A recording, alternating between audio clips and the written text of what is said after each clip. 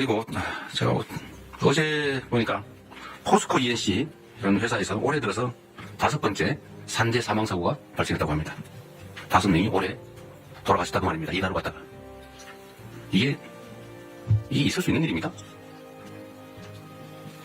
살자고 돈 벌자고 간 직장이 전쟁터가 된 거 아닙니까? 어떻게 동일한 사업장에서 올해만 5명이 일하다 죽을 수 있습니까? 며칠 전에도 보니까 무슨 상수도 공사하는데 맨홀을 들어갔다 또 2명인가가 질식 사망했다고 합니다. 그 이전에 며칠 전에 또 보니까 무슨 큰 통에 수리하러 들어갔다가 또 질식 사망했다고 해요. 뭔가 폐쇄된 공간에 일을 하러 들어가면 질식 사망하는 사고가 많다는 건 국민적 상식인데 어떻게 그걸 보호자는 거 없이 일을 하게 합니까? 사람이 누군가를 위해서 어떤 사업자를 위해서 일을 하다 죽는 것 그에 대한 감각이 없는 건지 사람 목숨을 여기지 않고 무슨 작업 도구로 여기는 게 아닌가 그런 생각이 들 때가 있습니다. 나와 내 가족이 귀한 것처럼 일하는 그 노동자들도 누군가의 가장이고 누군가의 가족이고 누군가의 남편이고 누군가의 아내이고 그렇습니다. 똑같은 장소에서 똑같은 사고가 발생하는 것은 똑같은 방식으로 특히 사망하는 것은 충분히 예상할 수 있는 일인데 이 예상할 수 있는 일을 방어하지 않고 사고가 나는 것은 결국 죽음을 용인하는 거죠. 아주 심하게 얘기하면 법률적 용어로 미필적 고의에 의한 살인 아닙니까? 죽어도 할 수 없다. 뭐 죽어도 어쩔 수 없지. 이런 생각을 한 결과가 아닌가 하는 생각이 들어서 정말로 참담합니다. SPC가 8시간 이상의 야간 장시간 노동을 없애기로 했다고 합니다. 늦었기는 하지만 다행인데 말씀을 하셨으니 꼭 지키기 바랍니다. 전에도 천억을 들여서 독립사고 발생하지 않게 조치하겠다고 했는데 그걸 과연 했는지 제가 확인해보라고 했지만 이번에는 신속하게 꼭 지켜주시기를 부탁드립니다. 그런 얘기가 있죠. 사람은 기계가 아니다. 노동자도 사람이죠. 12시간씩 밤에 그것도 주야 막교대로 이어서 일한다는 게 쉽지 않습니다. 어쨌든 이런 후진적인 산재를 영구적으로 추방해야 합니다. 연간 1000명에 가까운 사람들이 일하다 죽는다고 하는 게 이게 있을 수 없는 일이죠. 대한민국이 명색이 10대 경제강국에 5대 군사강국, 문화강국이라고 불립니다. 그리고 세계 최고로 자랑하는 민주주의 국가죠. 일하다 죽는 일이 최소화될 수 있기를 바랍니다. 안전이라고 하는 거는 당연히 해야 될 의무지 이걸 비용으로 생각해서 아껴야 되겠다 이렇게 생각하면 안 되죠. 돈보다 생명이 귀중하다는 생각을 모든 사회 영역에서 우리 모두가 다시 한번 되새겨보면 좋겠습니다. 물론 이럴 때는 여러 가지 원인들이 있죠. 원청, 하청 관계. 공사 현장에 가보면 하청을 한 번만 하는 게 아니고 하청의 하청, 하청의 하청의 하청, 하청의 하청의 하청의 하청. 그래서 4번, 5번씩 하청이 되면서 원도급 금액의 절반 정도로 실제 공사가 이루어지니까 안전시설이나 안전조치를 할 수가 없어요. 이 법으로 금지된 건데 방치되어 있지 않습니까? 포스코 ENC 같은 데서 1년에 5명씩 이렇게 산재 사망사고가 나는 것도 그런 거와 조금 관련이 있지 않을까 그런 생각이 듭니다. 한번 가봐야 되지 않을까 싶은 생각이 들고요. 이 산재 사고, 특히 사망사고에 대해서는 좀 오늘은 우리 국무회의에 의제로 미리 제가 고시를 해드렸는데 이게 어느 한 부처만 노력해서 될 일이 아닙니다. 각 부처가 준비한 게 있으니까 공개적으로 요거는 한번 안건 논의 전에 토론 한번 해주시고요. 준비하신 게 있으니까 지금부터 시작하면 좋겠습니다. 어쨌든 이런 노력을 기반으로 올해가 산재 사망 근절 원년이 될 수 있으면 좋겠습니다. 좀 그래프가 사망이 계속 유지되거나 늘어나는데 꺾이는 그 원년이 되었으면 좋겠다는 생각을 가지고 오늘 토론을 한번 시작해보도록 하겠습니다. 제가 진행을 할 테니까요. 준비된 게 있으시면 요거 토론부터 먼저 하도록 하겠습니다. 누가 준비하시죠? 고용노동부 장관님. 네네. 네, 고용노동부 장관입니다. 요약해서 자료가 있으니까. 자료에 근거해서 네. 보고 드리겠습니다. 네. 먼저 중대재해 현황입니다. 올해 1분기 사고 사망자 수는 137분입니다. 좀처럼 줄지 않고 있습니다. 유형을 보면은 떨어진 김, 부딪힘 등 후진국형 사고가 다발되고 있습니다. 최근 기후위기에 따라 온열질환 더하기 질식사고가 또 새롭게 나타나고 있습니다. 대통령께서 말씀하셨던 상수도에서도 지금 질식사고가 산소 결핍으로 인해서 발생된 것으로 추정됩니다. 원인 분석입니다. 먼저 가장 큰 원인으로는 대통령께서도 말씀하셨듯이 안전과 사람을 비용으로 여전히 인식하는 관행이 만연합니다. 왜 사람에 대한 지원은 비용이고 설비에 대한 지원은 투자인가? 이런 질문을 던져봅니다. SPC 이 사례에서 대통령께서 정확히 지적하셨듯이 저임금 장시간 노동이 재해자의 집중력을 저하시켰고 이러한 것들이 모여서 재해자의 불안정한 행동이 나타났다는 점에서 그동안 우리는 재해자의 불안정한 원인을 불안정한 행동을 원인으로 지목해 오지 않았나. 우리 정부에서는 원인과 결과를 뒤바꾸지 않겠습니다. 또한 교체가 시급한 노후 장비, 특히 그날도 회전체 윤활유가 자동으로 분사되어야 함에도 불구하고 오랫동안 방치되었던 것을 제작해서 수동으로 공급하다가 사망사고에 이르렀습니다. 왜 이런 투자가 적게 이루어지지 않았나? 이건 결국 지배구조와 연관이 있다고 생각됩니다. 권한과 책임에 분산되어 있었기 때문에 현상 사장은 어찌 보면 그냥 말로 권한 없는 사장이 아니었나 생각됩니다. 두 번째로는 재해가 발생해도 기업의 실질적인 손실이 크지 않는, 즉 재해 발생을 비용으로 환시했을 때도 기업 차원에서는 크지 않다는 인식이 팽배한 게 아닌가 생각됩니다. 중대재해처벌법이 도입되어서 경각심은 제고되었지만 현장에서는 오히려 최고위 경영 책임자는 회피하려는 법률 컨설팅에 의존하고 실질적인 감소책이 나타나는 것은 줄어들지 않는 이유는 거기에 있지 않나 생각됩니다. 또한 이 중대재해처벌법 수사 판결이 상당 시간 소요되기 때문에 또 손방망이 처벌이라는 것도 있고 또 한편 기업에서는 불확실성이 길어짐으로써 불만도 있는 것도 사실입니다. 일각에서는 중대재해처벌법이 대형 노포만 좋아졌다는 자주 섞인 이야기도 있습니다. 이런 차원에서 중대재해처벌법의 실효성 강화 방법 필요하다고 생각됩니다. 세 번째로 지시와 개통의 불확실성이 야기하는 기업의 경영 방식입니다. 개통은 단순화되어야 되고 지시는 정확해야 됩니다. 그래야만 안전이 확보되는데 이러한 지배구조의 다단계 구조 속에서 개통은 복잡해졌고 지시의 책임자는 불분명해졌습니다. 이런 문제 근본적으로 발본 세원하겠습니다. 마지막 지난 정부에서 대책이나 집행 과정이 전면적으로 재검토가 필요하다고 생각됩니다. 사람의 안전 생명보다는 오히려 경영 여건을 우선시하는 경향이 있었지 않았나 생각됩니다. 향후 대책입니다. 이재명 정부에서는 근본적으로 중대재해에 대한 대책의 정부의 근본적인 패러다임을 전환하고자 합니다. 이를 위해서는 그동안 기업에 대한 책임 의무를 강화하는 것과 함께 실제 당사자인 노동자들이 보호의 객체가 아니라 자신들이 나서서 예방을 하는 주체로 만들기 위한 인식 전환과 제도 개선이 시급합니다. 아무리 정부에서 행정력을 동원해서 지도 감독한다 하더라도 사후적인 처벌로 될 가능성이 높기 때문에 예방하기 위해서는 당의 당사자가 가장 잘 압니다. 이것이 바로 일터 민주주의입니다. K민주주의의 완성은 일터 민주주의에서 확보된다고 생각합니다. 따라서 사고 예방에 가장 최전선에 있는 노동자들이 알 권리, 참여할 권리, 피할 권리를 보장함으로써 사전에 이들이 위험 요소를 알고 그러면 개선할 것들을 노사가 함께 논의할 수 있는 참여의 권리를 보장하고 그럼에도 불구하고 발생되는 불의의 사고에 대해서는 피할 권리를 보장하겠습니다. 다음입니다. 안전을 비용으로 생각하지 않도록 충분한 안전지원이 확보될 수 있는 제도적 장치가 시급합니다. 특히나 건설 현장에서 만연하고 있는 불법 하도급, 무분별한 재하도급 근절을 위한 제도 개선을 관계부처와 협의해야 된다고 생각합니다. 공개장치를 이유로 사람이 죽어서는 안 됩니다. 표준도급 계약서 개정하겠습니다. 건설업에서 산업안전보건관리비 계상 의무도 원청해 주겠습니다.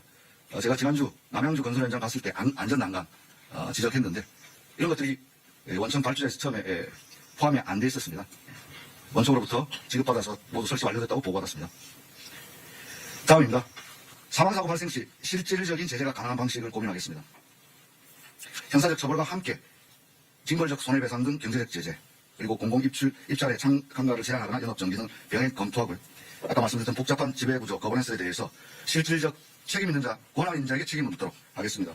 자료에는 나와있지 않지만 싱가포르 사례, WHS라고 하는 범정부적 싱가포르도 2005년 당시만 하더라도 저희들과 같은 상당히 높은 산업재해 나라였습니다. 하지만 지금 세계적으로 가장 안전한 나라가 되고 있는데요. 거기에서는 이러한 노동자들의 권리 보장과 함께 실질적 책임자에 대한 처벌 더하기 실질적인 제재, 예를 들자면 벌점을 많이 받았을 때는 이주 노동자의 취업을 제한한다든지 이러한 조치들을 통해서 지금 현재 전 세계적인 안전한 나라가 되고 있습니다. 싱가포르 사례 적극 참조해서 제도 개선에 나서겠습니다.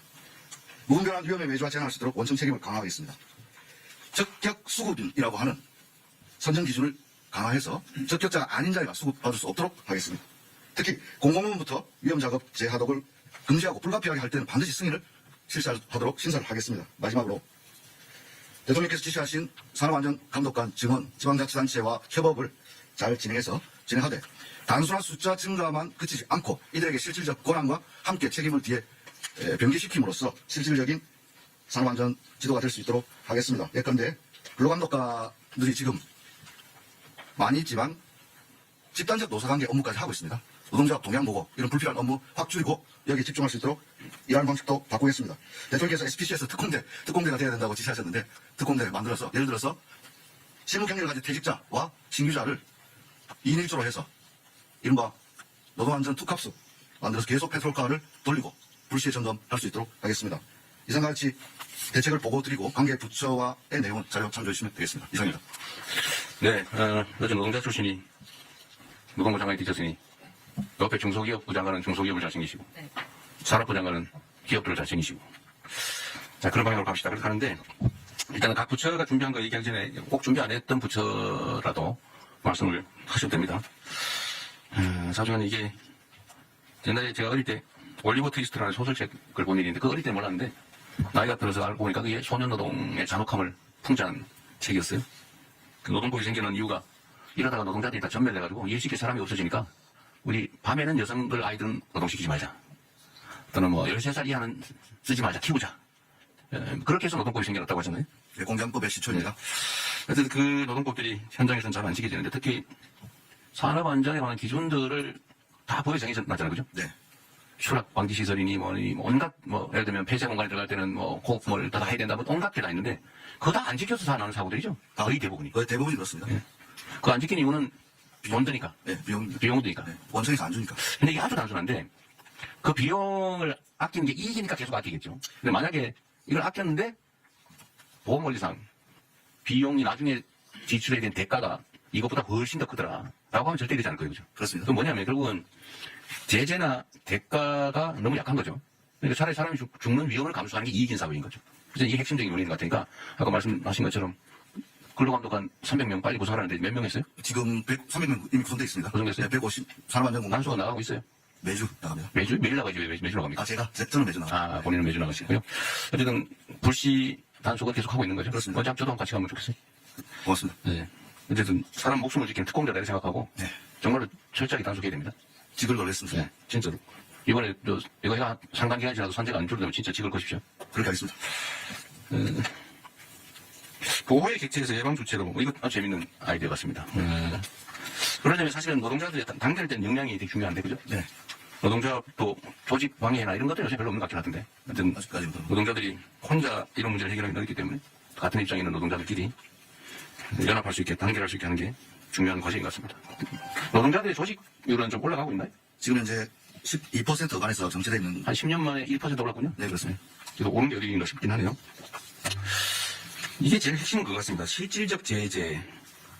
그러니까 이게 안전조치를 안 하고 사고가 나면은 안전조치를 안 함으로써 생기는 이 비용 절감보다 훨씬 더 큰 지출이 있다. 네. 라는 걸 확실하게 제도하면 네. 사고 안 나게 미리 열심히 하겠죠. 네, 그래서 결국 그게 문명 국가일 것 같아요. 맞습니다. 이 중대재해처벌법 말씀 잠깐 드리면 중대재해처벌법에 우리가 처음에 아이디어를 얻었던 것이 영국에 제정됐던 기업사립법이라서 법인에 대한 제재를 그러긴 한데 이게 저는 재계에서 중대재해처벌법이 가장 문제제기 하던데요. 네.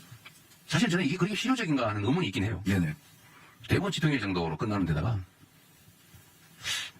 그 실질적 경영주, 그러니까 이런 안전조치를 하지 않음으로써 이익을 얻는 주체하고 실제 처벌받는 주체가 많이 괴리돼 있죠. 네, 그렇습니다. 왜냐면 실제 이익은 예를 들면 회장이 보는데 그렇습니다. 최대로 해야 사장이 책임지는. 네네. 사장 실제로 고용인데 네. 이게 별로 효과가 없는 거죠. 실효성 제고 방안 검토하겠습니다. 근데 이게 저는 형사처벌은 별로 좋은 결정적인 수단은 못 되는 것 같고 맞습니다.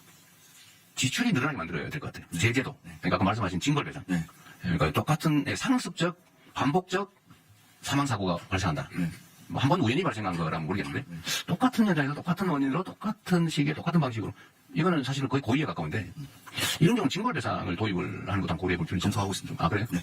여기 자료에 있는데 갑자기 말씀하셔가지고 여기 지금 보면 바로 생각했나? 아니요. 여기 보면은 뒤에 있어요? 네. 알겠습니다. 예. 그런 거라든지 과징금이라든지 고액의 과징금 사실 경제적 제재를 가해야 실제 예방을 하기에 나서지 않을까. 이익과 손실, 자본주의 이게 중요하잖아요. 네. 계산이 중요하니까 그것도 한번 고려해야 될 것 같고요.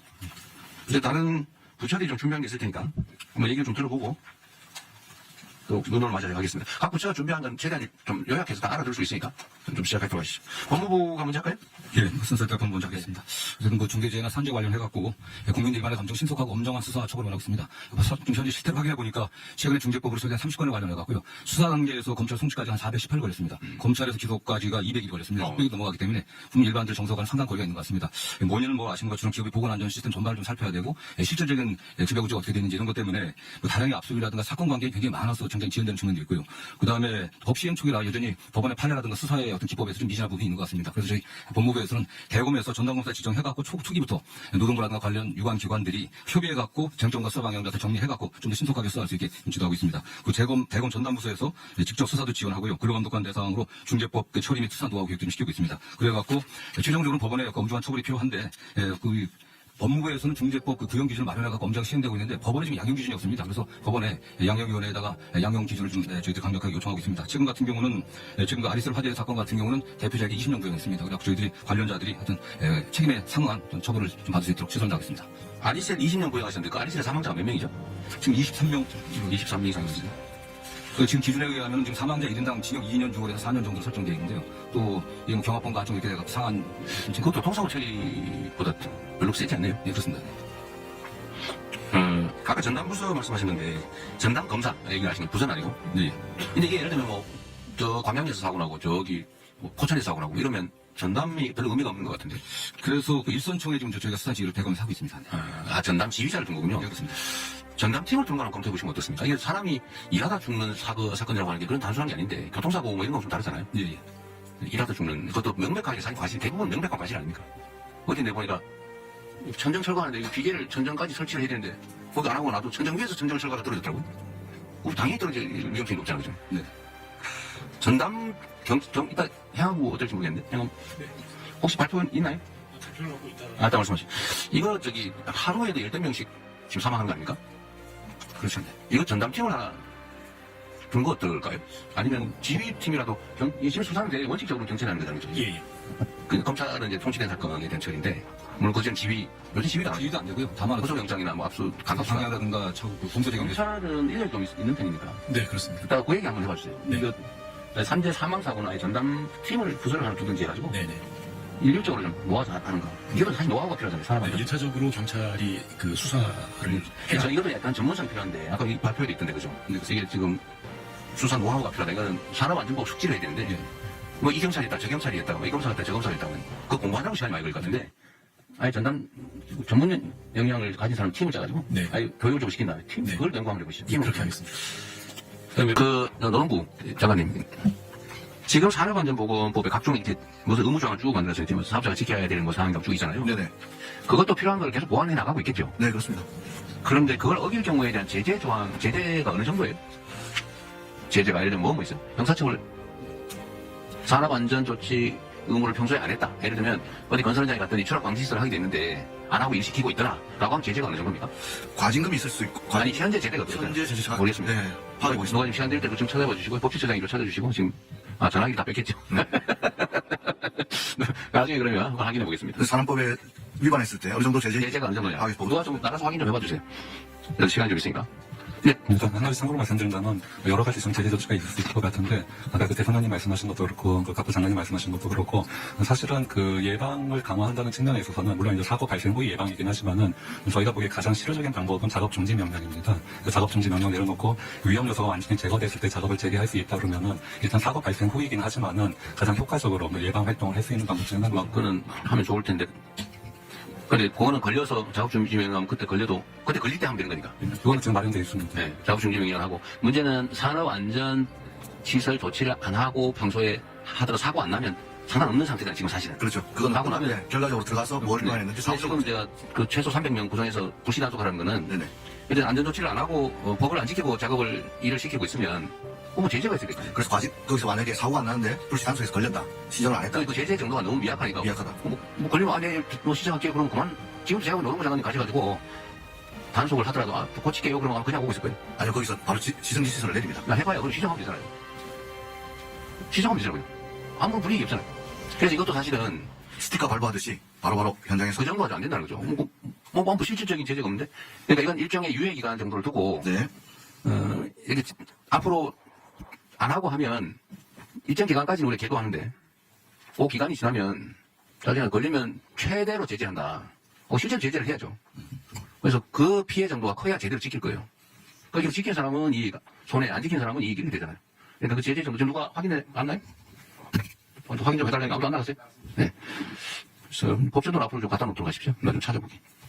그러니까 이게 안전조치를 안 하고 일을 하다가 문제가 되면 엄청난 과징금을 받든지 아니면 형사처벌을 받든지 제가 보면 벌금을 받든지 형사처벌 별로 안 두려워할 것 같아요. 뭐 기껏해야 내가 보기에는 뭐 그 안전조치 산업안전보호법 네. 안전조치 벌칙 조항은 근로자 사망 시 7년 이하 이하의 징역 또는 1억 원 이하의 벌금입니다. 안전조치를 안 하는 사실 자체에 대한 제재 조항은 없어요.